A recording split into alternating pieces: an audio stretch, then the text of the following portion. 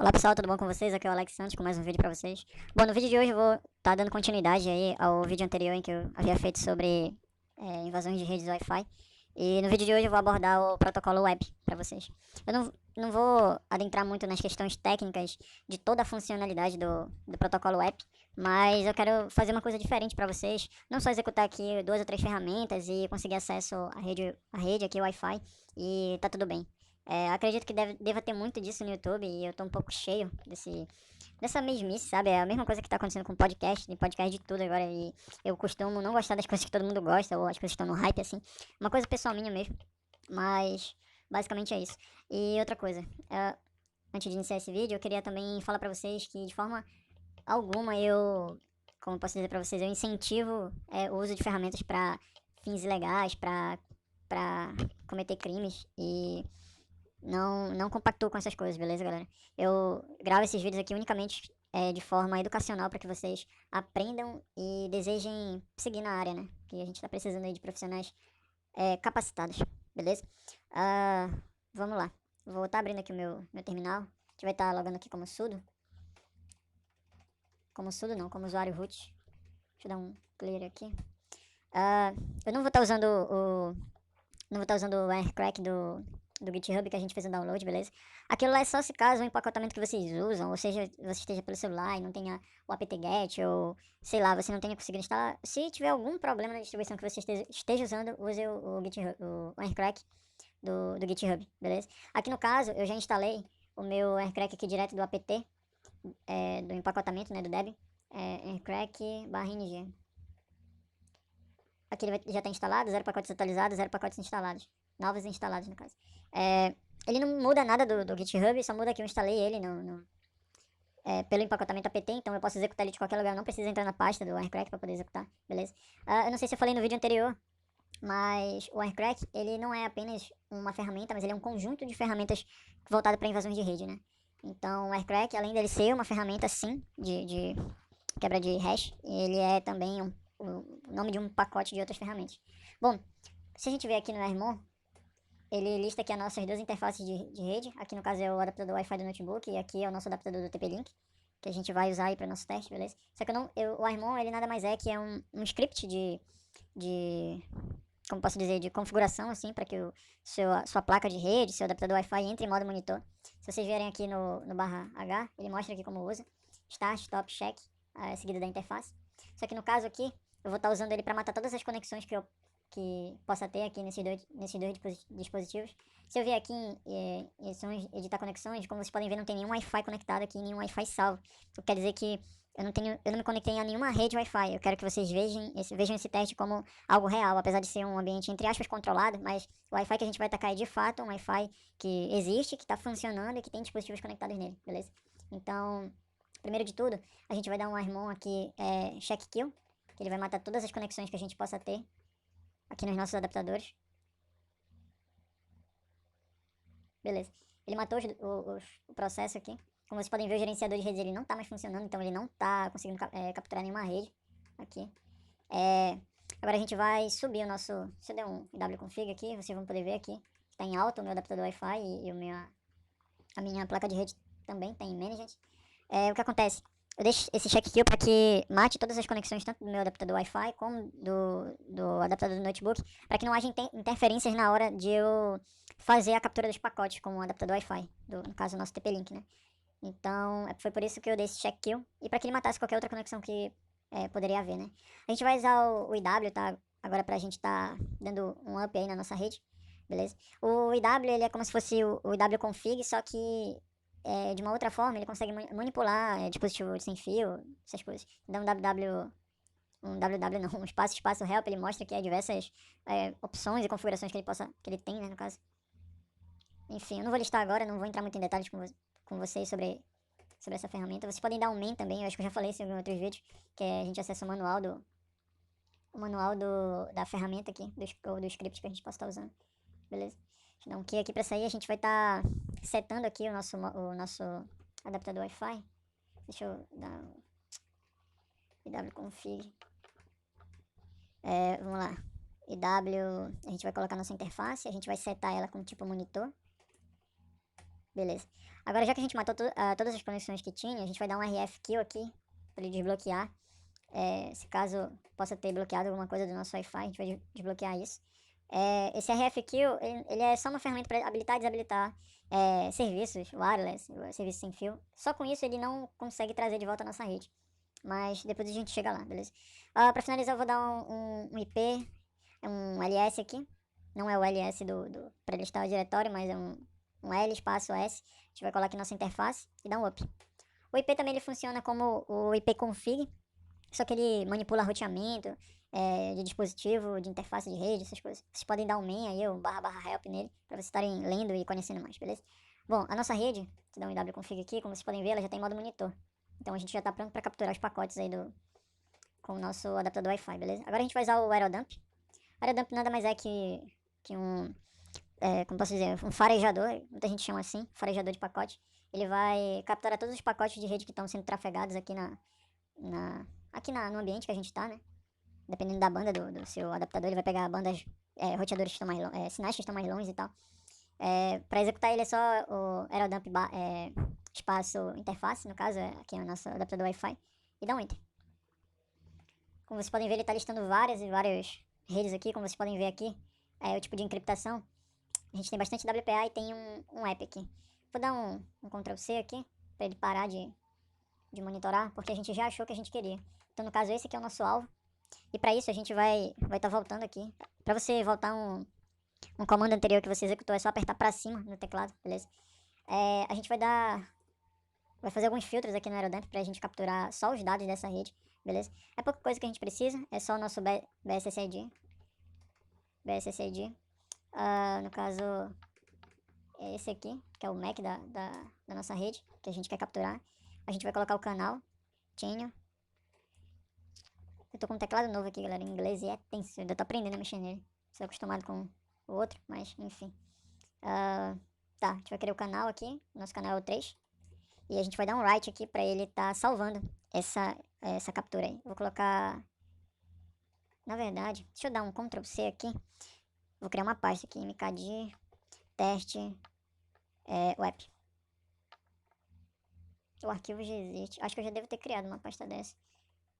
Mas no caso vocês vão criar aí.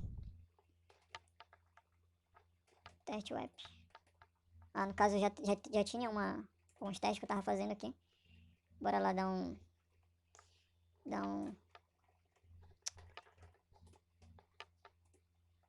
rm barra rf, que aí a gente vai estar excluindo essa pasta. Bora lá. Mkdir teste web. Vocês podem ver a pasta tá vazia, beleza? E vamos lá. A gente vai executar aqui dentro dessa pasta o nosso aerodump de novo. A gente vai colocar o BSSID no canal 3, channel 3. E a gente vai dar um write aqui. Que a gente vai estar salvando aí a captura desse pacote. Eu vou colocar dump web, tranquilo? Em seguida do nosso adaptador web. Nosso adaptador web não, nosso adaptador Wi-Fi. Colar aqui e dá um enter. Beleza, o que acontece? Aqui ele já está capturando o pacote apenas da rede que a gente setou, do roteador no caso, e armazenando isso no nosso arquivo dump web lá que eu setei. Aqui, esses BSSID com esses station aqui, são dispositivos que estão aparentemente conectados à rede ou que estão tentando se conectar na rede, beleza? Se fosse Not Association aqui, no BSSID e tivesse um endereço MAC aqui no station, seria dispositivos que estão com Wi-Fi aberto. Geralmente nos dispositivos Android, os iPhones também têm uma opção que é para se conectar automaticamente em uma rede aberta. Então, automaticamente, em segundo plano, o Wi-Fi daquele dispositivo, no caso do celular, ele fica fazendo tipo que um scan ao redor, para ver se ele consegue encontrar alguma rede Wi-Fi. E se caso ele encontre alguma rede Wi-Fi aberta ou que ele tenha conexão, ele vai se conectar, entende? Então, só título de curiosidade mesmo pra vocês, beleza? Então, enquanto ele tá fazendo aí a coleta do tráfego, a gente vai entrar numa parte um pouco mais técnica agora, beleza? Eu vou abrir aqui o meu diagrams aqui, que é pra quem já conhece aí, é o antigo Draw.io, que a gente pode estar fazendo aí gráfico, essas coisas. E eu quero mostrar falar algumas coisas pra vocês, né? Sobre a funcionalidade do app, beleza? Vou tá baixando aqui. Como a gente pode, eu vou falar das funcionalidades do app agora. Então, eu coloquei uns balãozinhos aqui, alguns exemplos que a gente vai estar conversando sobre, beleza? O app, ele utiliza uma string cipher, que no caso a gente traduz isso para cifra de fluxo do RC4, que é um tipo de criptografia, para criptografar e o CRC32 para verificar a integridade dos pacotes. O que é isso aqui? Bom, a string cipher, não, vou falar do RC4 primeiro. O RC4, ele foi criado pelo mesmo cara que criou o RCA e o MD5, beleza? Basicamente ele possui duas funcionalidades, assim, que é o KSA e o PRGA. O KSA é um algoritmo escalonador de chave, ele gera uma troca, assim, uma troca, a gente chama de pseudo-aleatória na criptografia, do conteúdo de uma chave secreta. Então, no caso, dentro da RC4, ele tem um algoritmo que ele cria uma chave, como se fosse uma chave, e em contrapartida ele tem uma outra função dentro do RC4, da criptografia, que a gente chama de PRGA, que é algoritmo de geração de pseudo aleatório, que ela é responsável pela encriptação da mensagem em si, ou da senha, no caso, aqui no caso é a nossa senha do Wi-Fi. E o PRGA ele encripta isso baseado no valor da chave que foi criada pelo KSA. Acho que vocês me entenderam, assim. Agora, esse string cipher aqui, da cifra de fluxo, ele trata de uma chave assimétrica. O que é uma chave assimétrica? A chave assimétrica é basicamente, para vocês que não entendem muito sobre criptografia ou que já sabem, como posso dizer, é um algoritmo de criptografia que ele utiliza a mesma chave criptográfica para encriptar um arquivo, tanto para encriptar como para desencriptar, seja uma mensagem, seja um texto, seja uma senha, beleza? Então, chave assimétrica é um algoritmo de chave que criptografa, tanto que criptografa como descriptografa, utilizando essa única chave, tanto para descriptar texto, senha, seja lá o que for, mensagem, beleza? Então, basicamente é isso. Esse string cipher aqui, ele usa esse tipo de chave simétrica que vai diretamente ser aplicada no nosso texto que a gente vai encriptar com o fluxo de bytes pseudo-aleatório que compõe o RC4, beleza? Então, basicamente é isso. Um pouquinho mais pra frente que eu vou explicar um pouco mais sobre a string cipher, que gera uma string key, beleza? Bom, aqui embaixo a gente pode ver uma outra característica do app, que existem dois tipos de chave para ele, que no caso é a chave de 64 bits e de 128 bits. Só que esses 64 bits eles não são bits inteiros. Aqui para baixo a gente vai ver outro exemplo baseado aqui no nosso exemplo acima aqui da chave de 64 bits. Só que aqui a gente tem 128, que usa uma chave de 104 bits e é formada por 3 caracteres ou 26 hexadecimais, e de 0 a 9 e de A a F. No caso, esse exemplo aqui de numeral e texto se aplica também aqui nessa questão dos 5 ou dos 10. Por 24 bits de vetor inicial e forma-se a chave de 128. Bom, o que é essa chave? Chave nada mais é que é o modo que você vai querer usar para criptografar a sua senha. Como assim? Bom, quando você vai configurar uma rede web, ele te dá a opção de 64 bits ou 128 bits. Só que esses bits eles não são inteiros, exclusivamente para senha. Como vocês podem ver aqui, a chave de 64 bits, só a chave ele usa 40 bits. Então, o restante, que no caso são os 24 bits, eles são exclusivamente para esse vetor inicial. Entendeu? E a mesma coisa se aplica aqui. A senha de 128 bits não é exclusivamente para chave, mas só 104 bits. Que no caso é nosso modo de criptografia. E aqui, os 128 bits usa uma chave de 104 e formada, né, pelos 13 caracteres ou 26 hexadecimais, baseado como eu posso dizer, só nessa categoria aqui de 0 a 9 ou de A a F, no caso 0, 1 até 9 e de A a B até F. Então, os outros 24 bits restantes, eles formam a nossa chave de 128. Bom, acredito que a gente finalizou aqui. Agora eu vou estar um pouco pro lado aqui. Vou mostrar esse diagrama para que vocês entendam um pouco melhor, beleza? Opa, peraí. Acredito que deva estar num tamanho razoável para vocês enxergarem aí. Vamos lá. A gente pode ver aqui no diagrama o nosso cabeçalho, que é o nosso vetor inicial, e a chave que a gente vai usar. Que no caso, essa chave é a opção que nós escolhemos. No caso, ou 64 ou 128 bits, beleza? No caso do vetor inicial, a gente pode chamar de vetor de inicialização, ou só a sigla IV. Vou ler aqui um balãozinho aqui que eu coloquei. O vetor inicial ou vetor de inicialização é anexado à mensagem criptografada. E seu objetivo é evitar o uso da mesma semente para criptografar mensagens diferentes. Bom, que acontece? O vetor de inicialização auxilia a nossa chave para que ela não repita a mesma, como eu posso dizer assim, a mesma hash que ele vai usar para encriptar nossa senha. Bom, o que é hash? É como se fosse um ID, entendeu? O vetor de inicialização ele vai criar um ID para a operação que a gente vai fazer agora, para que ele nunca mais repita isso em outra senha. Porque vai dar ruim, entendeu? Já que é uma chave assimétrica, tanto para criptografia quanto para descriptografar uma mensagem, a gente usa ela, beleza? Então, por isso que é perigoso a gente ter que usar o mesmo, no caso, entre aspas aqui, o mesmo ID para criptografar uma chave, porque a gente pode, entre aspas, reutilizar ela, beleza?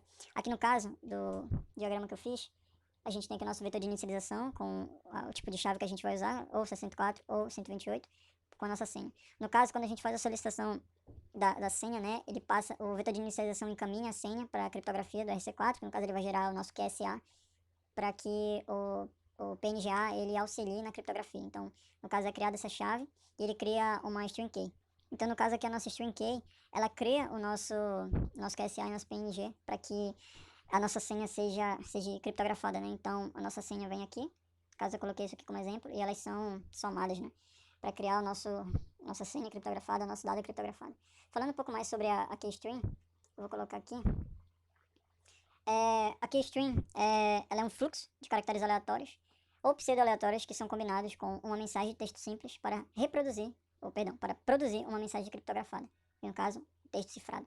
Bom, aqui do lado eu fiz um exemplo básico aqui de keystring, para que a gente possa estar entendendo um pouco mais aí como é que funciona isso. Beleza? Deixa eu só ajeitar aqui para ficar bonitinho. Bom, a keystring, eu coloquei aqui que a minha mensagem é oportunidade, que é combinada por uma adição com fluxo, que no caso esse é o meu fluxo de chave. Eu escolhi aqui uma palavra aleatória e ele vai produzir esse texto.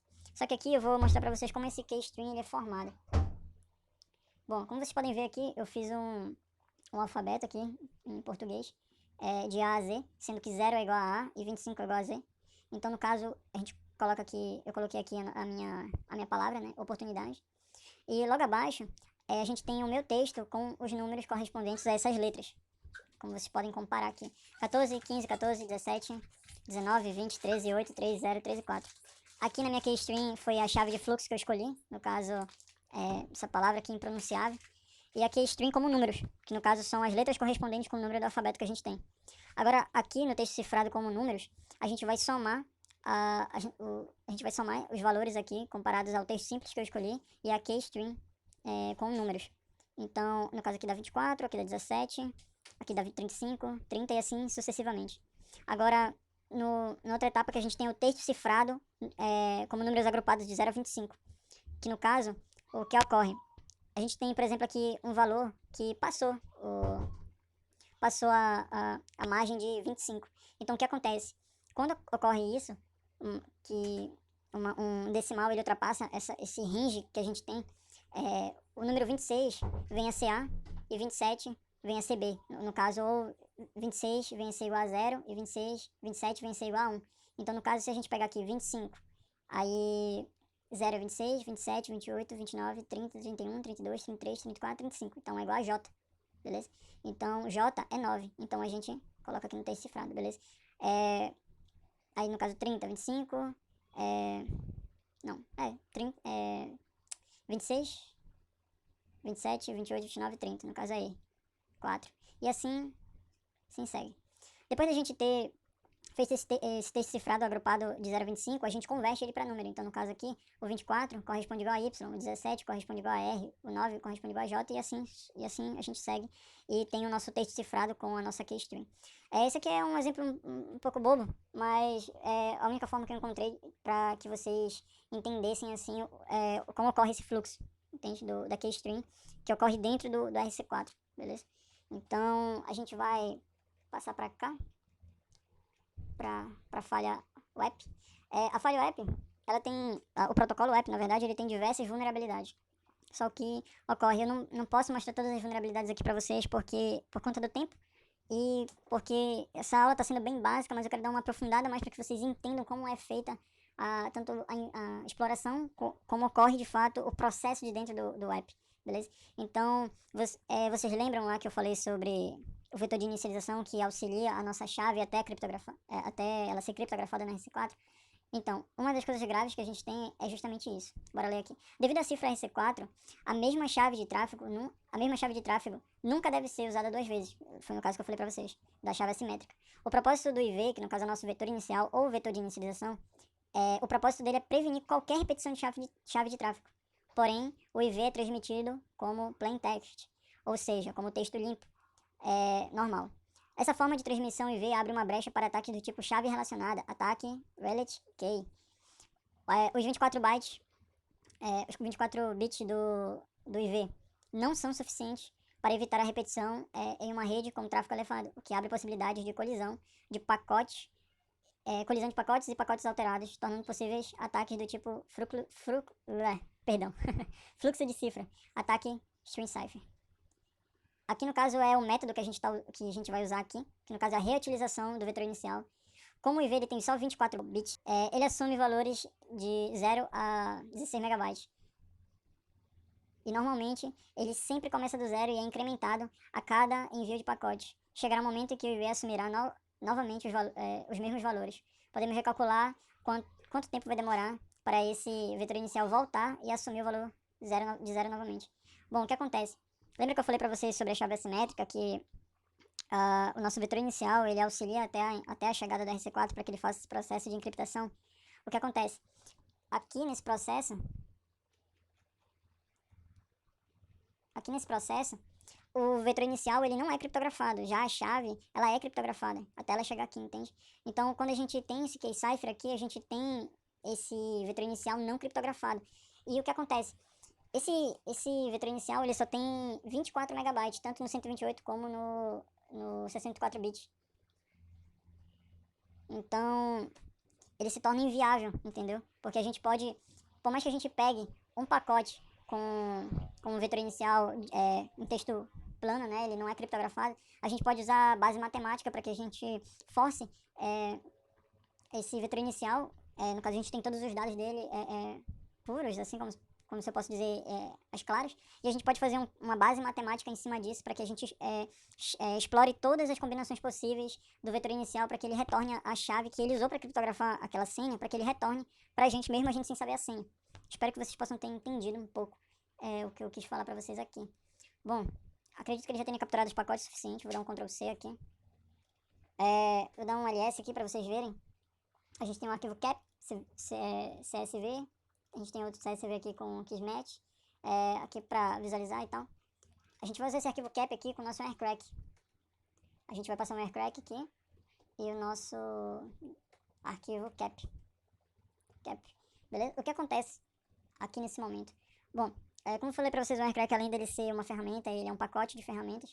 O aircrack aqui, ferramenta, a gente usa para, como posso dizer, para capturar os pacotes que foram capturados não é legal, né? Para analisar os pacotes capturados e ler a hash que aquele pacote, seja cap ou pcap, tenha.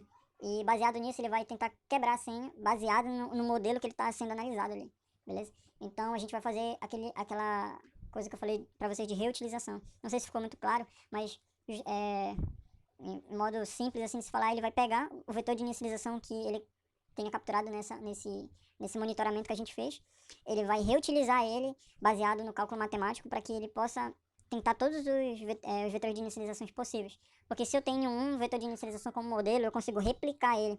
E pelo fato dele não ser tão grande, só 24 bits, então eu consigo fazer com que ele seja replicado várias vezes até eu conseguir todos os vetores iniciais, hein? Beleza? Então se a gente der um enter aqui, ele vai estar analisando aí os IVs e pronto.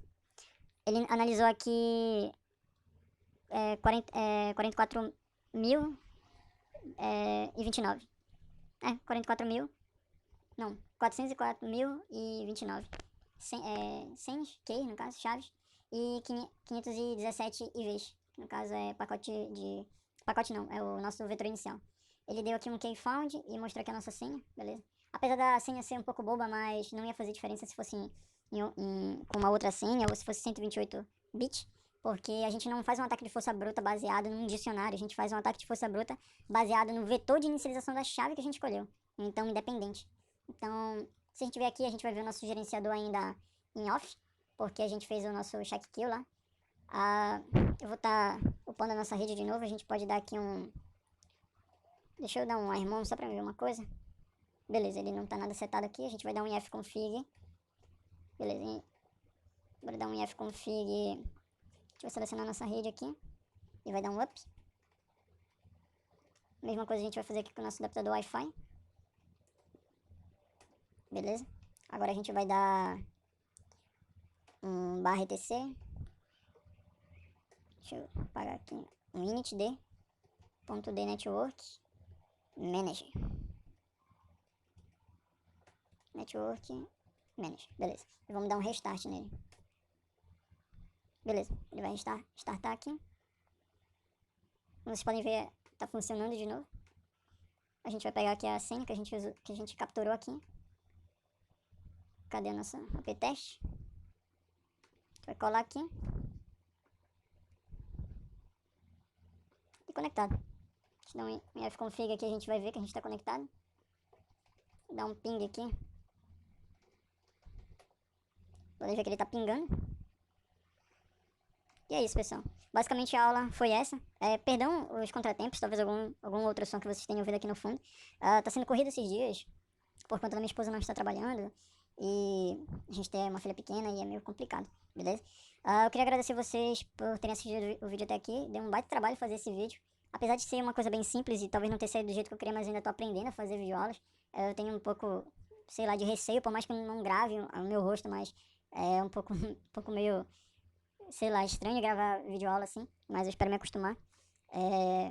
Peço pra vocês que deixem o gostei de vocês, os comentários, etc. Eu vou deixar aqui embaixo na descrição como vocês podem entrar em contato comigo. Vocês mandam mensagem no Facebook, em outros lugares eu uso bem pouco o Facebook pra falar a verdade, só uso pra divulgar os vídeos. Se vocês quiserem contato mais próximo comigo, eu vou deixar o link do Telegram aqui pra que vocês entrem em contato, pra tirar dúvida, ou pra conversar, seja lá o que vocês quiserem, beleza? Então acredito que seja só isso. Eu não sei quando eu vou gravar outra parte, porque meu tempo tá bem corrido, eu tô em semana de prova também. Tô fazendo esse vídeo aqui pra vocês, beleza? Só fiz mesmo porque tinha bastante gente pedindo meu PV e eu tava empolgado em fazer. Talvez não tenha explicado com tanta precisão aquilo que eu queria, porque eu tenho que sair, agora eu tô bem atrasado. Então, basicamente é isso, pessoal. Eu agradeço a vocês, fiquem todos com Deus e um abraço e falou!